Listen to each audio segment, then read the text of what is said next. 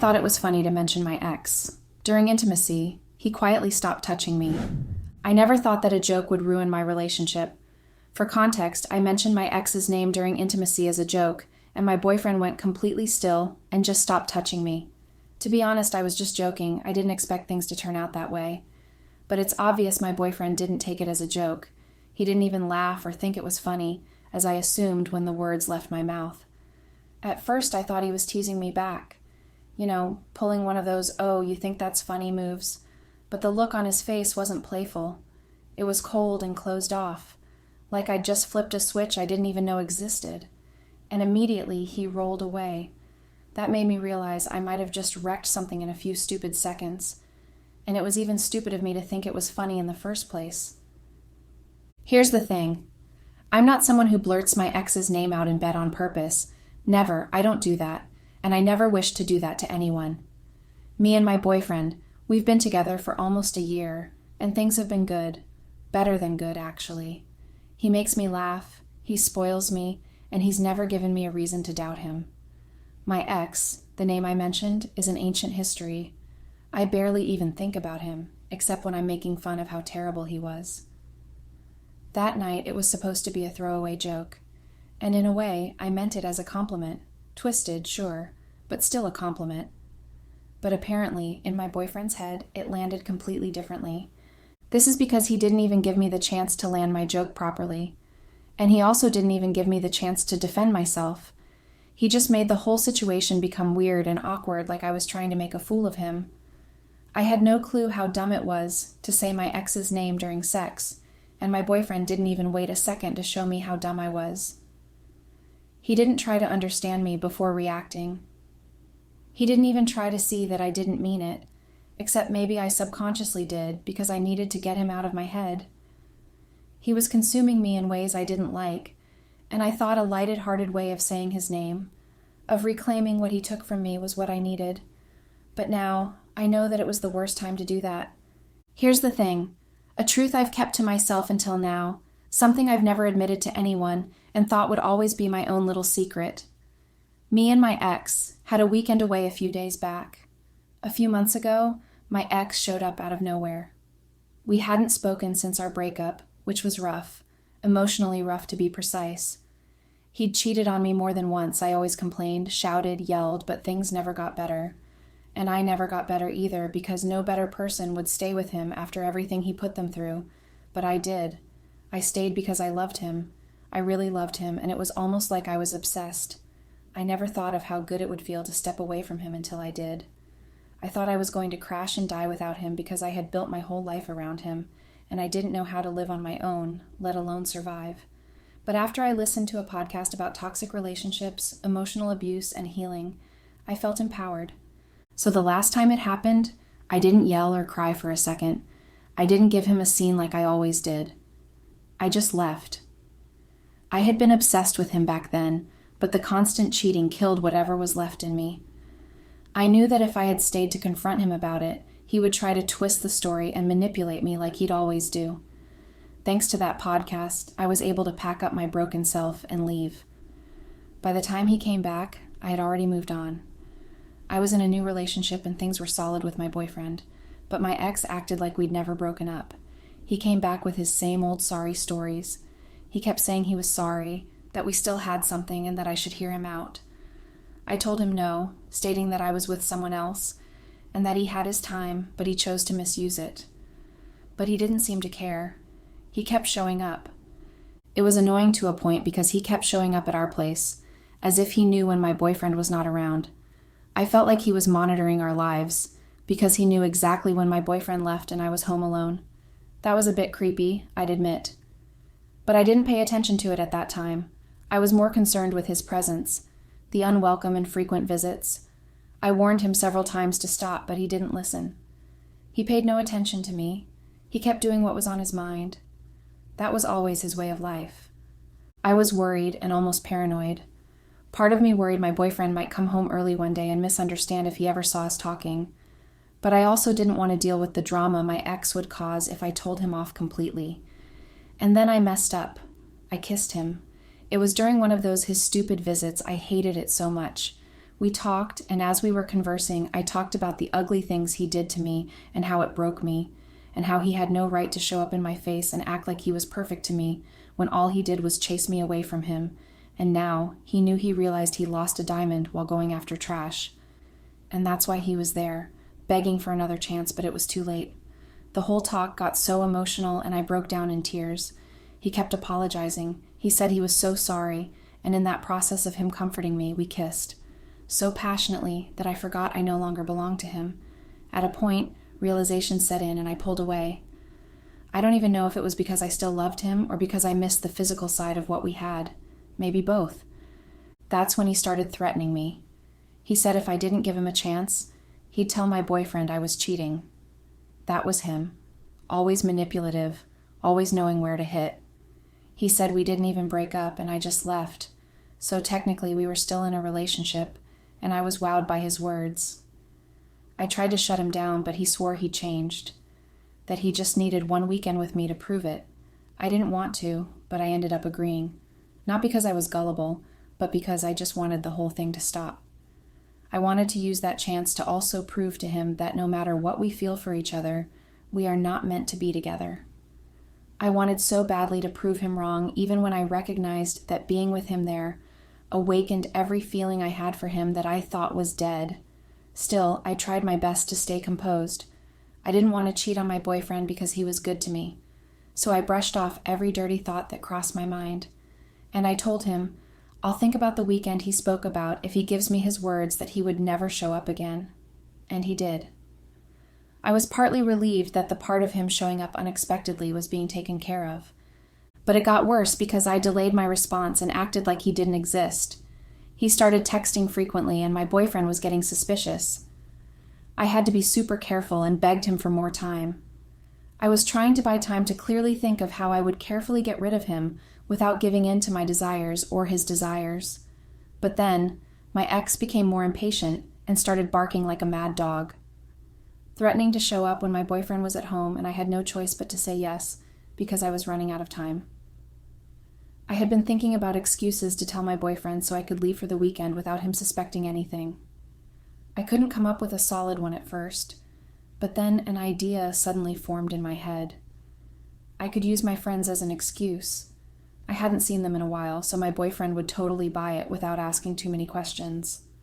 And that was my first sin. When my boyfriend came home after work, I put my plan into motion. I told him about my made-up getaway weekend with my friends. I said we'd had a group call, and since we hadn't had any time to see each other for a while, we thought of spending a weekend together, and everyone agreed it was a great idea. I even added little details, where we might go, what we might do, just to make it sound real. He didn't disagree. He just seemed a little sad about it, saying it was happening so soon, and he wouldn't have time to prepare himself to stay without me. He told me he was going to miss me, especially since the weekend was only a few days away. And that was how I got to spend the whole weekend with my ex. Please don't get me wrong. I didn't go with my ex because I believed him or wanted anything to do with him. I just wanted him to shut up and leave me alone. I figured I'd go, let him get whatever he needed to say out of his system, and that would be it. He booked a small cabin a couple of hours away. The drive there was awkward. I stayed on my phone most of the time, checking in with my boyfriend like normal. The cabin was basic. Wooden walls, small kitchen, and had one bedroom. He acted like it was some romantic getaway, reminiscing about how we used to love places like this. I totally ignored it. I didn't want anything to get to me. The first couple of hours were uneventful. I mean, the hours were fine, in that fake surface-level way. We had something to eat, watched TV, and sat around. But it was obvious he was trying to get close to me physically. He'd find excuses to touch my arm or knee. I kept putting space between us, but it was a small place. There wasn't much room to avoid him completely. Later, he opened a bottle of wine. I had a little, mostly to relax, but he drank a lot more. He started talking about us, about the past, about how he still thought about me. I didn't encourage it, but I didn't shut him down completely either. I just kept thinking about running away. I couldn't wait to wrap everything up so I could go home. If I'm being honest, I was already mentally home. At some point, we were sitting on the couch, and he moved closer until his leg was against mine. I shifted away, but he leaned in and kissed me. Instead of pushing him off right then, I froze. It's hard to explain, but when you've been with someone before, they know how to bypass your guard. He knew exactly what to do to get me to go along with things. He used to know how to get what he wanted, and it hadn't changed. And eventually, it just happened. I hate that phrase, but that's what it was. One second we were kissing, and the next, his hands were on me, and it was progressing.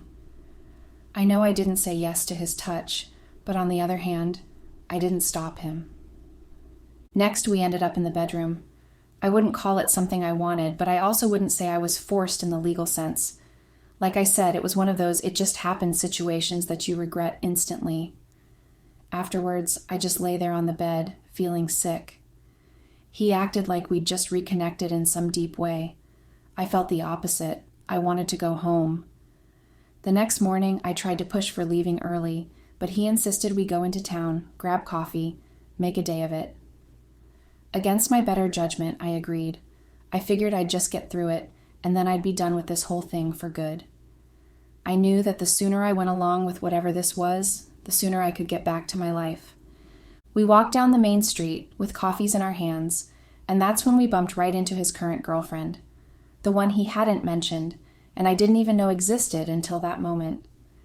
She looked at him like she'd caught him mid-crime, and in a way she had. The way she stopped dead when she saw us, and the look on her face told me everything. Suddenly, everything came together in a flash. He'd been wanting me back, while still with someone else. He wasn't different. He wasn't changed, and he was exactly who he'd always been. Thankfully for me, she didn't say much or create a scene. She just gave him a look that could have killed and walked off. He tried to play it off, muttering something about, "It's complicated and we're not serious." I didn't respond. I was done. I packed up my stuff and headed back home. I didn't even wait for him to drive me back or listen to his fake pleas. On my way home, I kept thinking about a lot of things, wondering how I'd let myself get pulled back into the same mess I'd walked away from before. I felt stupid for letting myself get sucked into his orbit again.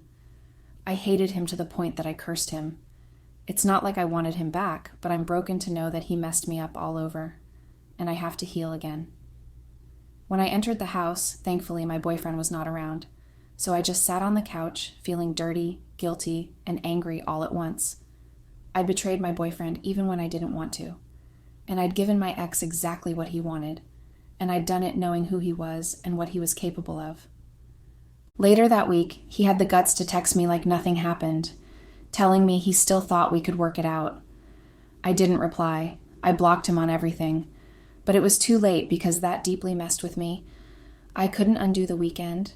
I couldn't undo the fact that I'd let him back in for even a second, and I couldn't shake the feeling that no matter how far I ran from him, there would always be a part of me that had been broken by what happened, both back then and now.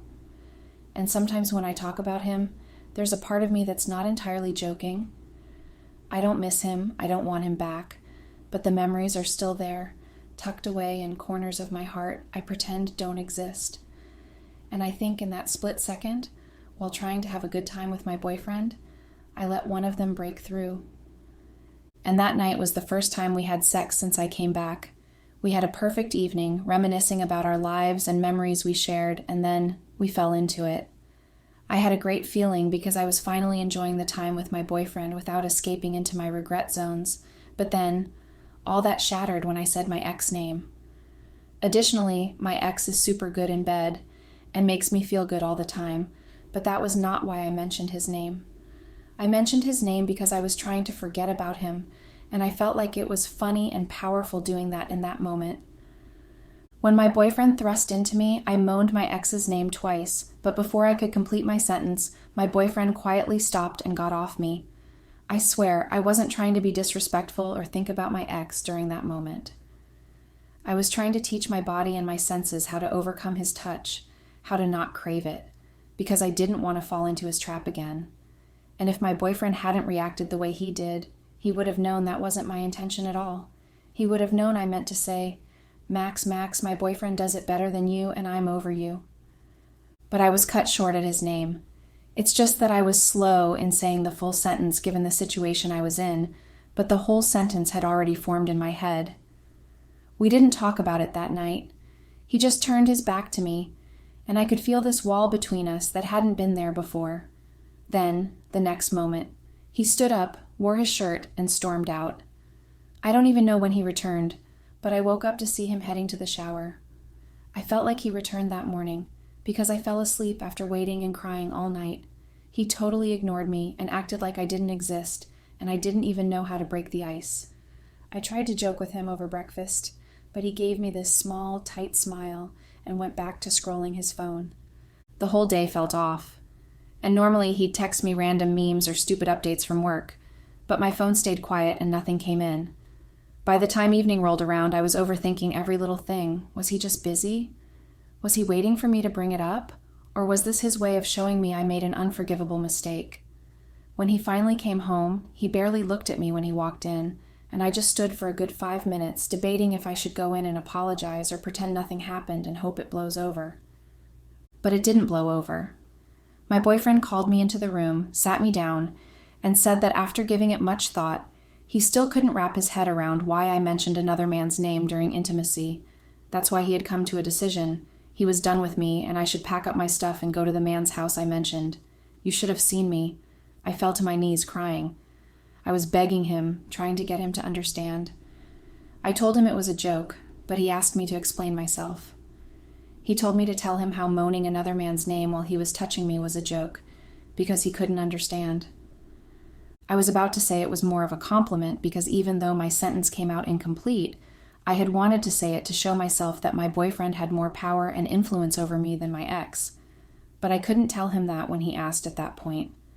Saying that out loud meant I would have to tell him about the affair I'd had behind his back. I had always wanted him to understand me, for him to give me a chance to make sense of the situation, but that realization hit me in that exact moment, and no words came out of my mouth. I froze. I went completely mute. He kept pushing for an answer while I just sat there, tears running down my face, unable to explain without confessing everything. The more silent I stayed, the angrier he became, and the more helpless I felt.